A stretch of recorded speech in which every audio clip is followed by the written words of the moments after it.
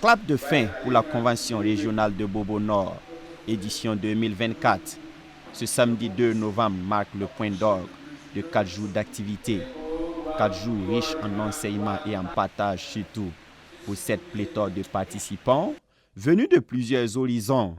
L'édition de 2024 a tenu toutes ses promesses, du moins selon les organisateurs. Nous sommes satisfaits car bien que le moment soit quand même un peu difficile parce que c'est le moment de récolte, on a vu le mouvement de plusieurs personnes pour venir assister.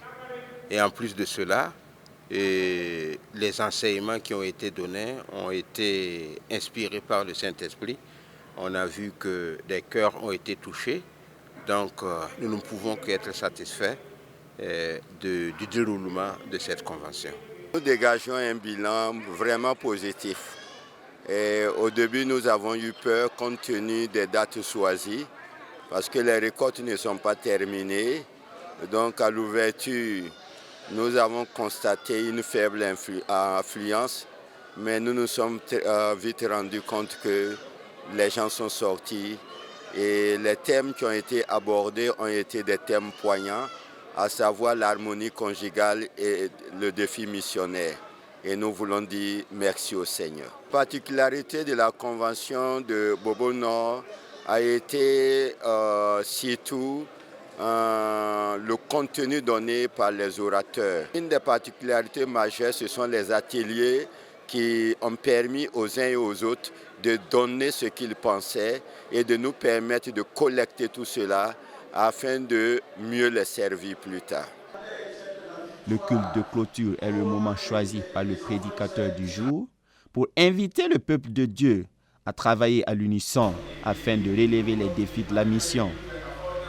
Je me suis appuyé sur Exode au chapitre 17, là où nous voyons le combat que Moïse et les enfants d'Israël, lorsqu'ils sont immédiatement sortis de l'Égypte, alors ils ont fait face à Amalek. J'ai partagé un message sur le travail d'équipe. Donc parce que s'il faut chercher à relever le défi de la mission, il faudrait commencer par accepter que c'est collectivement, c'est lorsque nous allons accepter agir comme Moïse, Aaron et Hur, et Josué qui était sur le champ de bataille. Alors lui, il était en face, il était au front avec les soldats. Mais derrière, il y avait ceux-là alors, qui avaient envoyé Josué, d'où Moïse le responsable, qui a accepté de se placer sur la montagne pour être vraiment à une position qui allait lui permettre de voir ce qui se passe sur le champ missionnaire. Mais il a pris le soin d'avoir avec lui Aaron et Hur. Il faut aider ceux qui envoient là de pouvoir s'asseoir confortablement. Aider l'Église nationale, nos leaders, de pouvoir s'asseoir confortablement. Parce que c'est eux qui envoient. Et ceux qui sont sur le front, là, il ne faut pas les perdre de vue. Quand on envoie, il faut toujours avoir l'œil sur eux et savoir ce qui se passe, qu'est-ce qu'ils rencontrent comme difficulté. Dans cette région de Bobo Nord, plusieurs peuples demeurent non atteints ou peu atteints par l'évangile. Les organisateurs ont donc voulu soutenir certains pasteurs déployés dans ces contrées et donner plus de tonus à la propagation de l'évangile. La région de Bobo Nord, nous avons une particularité en ce qui concerne les peuples non atteints. Nous avons une majorité de peuples non atteints dans notre région ecclésiastique et beaucoup de pasteurs travaillent dans des conditions foncièrement difficiles. Parmi des Bolons, parmi des Sénifos, parmi des Bobos, parmi des Boaba et ainsi de suite. Et ce sont des zones difficilement accessibles. Et nous voulons les soulager et pour que la mission puisse aller de l'avant. Vous imaginez un pasteur envoyé par toute une région ecclésiastique qui n'a pas un moyen de déplacement et que le village étant éloigné, il doit faire la navette. Donc c'est juste pour les soulager et les encourager. Ce rendez-vous aura été enrichissant pour les participants qui disent avoir tiré des enseignements pour restructurer convenablement leur vie de foi. Nous voulons rendre grâce au Seigneur pour la tenue de cette convention dont l'enseignement a porté sur 2 thèmes, l'harmonie conjugale et ensuite défi missionnaire. Ces enseignements nous ont permis de comprendre davantage qu'il faut l'harmonie au foyer pour pouvoir soutenir la mission.